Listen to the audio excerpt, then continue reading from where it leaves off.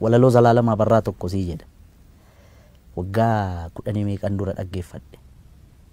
Waan akkasii kun isa rakkiseetu beektaa. Akkamittiin caalee akkamittiin gurbaana dhaga'uu diddaa jedhe.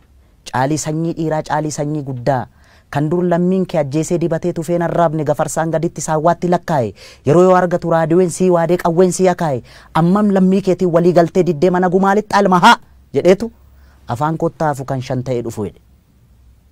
Kan shan ta'ee dhufu. Kan shan ta'ee dhufu. Ayya. Mana gumaa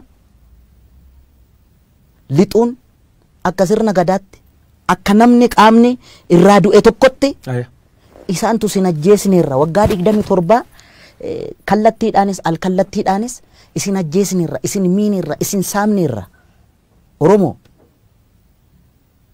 biyya abbaa keessan irratti akkas sin gooneerra nu of kalchaa jedhanii qeeshiif sheekii nutti erganii gara fuulduraatti akkaataatti waliin buluu dandeenyu kanarratti kan Oromoo gaafatan isaan malee warra nuti isaan harkatti du'aa turree miti. Natti bilbilanii waa'ee kanarratti siinaan jedhe siyaasa keessatti naan jedhan diinni dhaabbataa fi firri dhaabbataa hin jiruu naan jedhan.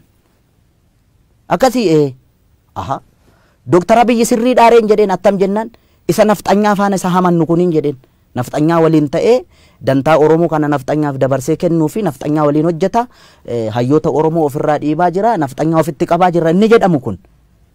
Nafxanyaan diina Oromooti kaleessas diina Oromooti hardhallee diina Oromooti gara fuulduraattis diina Oromooti akka wallaalummaa yaada Hacaaluu Hundeessaatti. Hacaaluu 4 kiiloof sittu aanee jettee sirbite turte.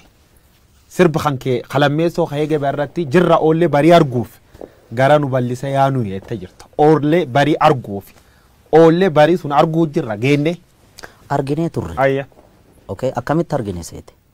Akkuma dura siin jedhe irra deddeebi'ee akka hin taaneefi.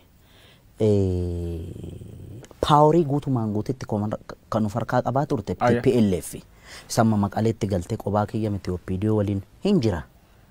Okay Jawaar Mohammad kana wallaalee miti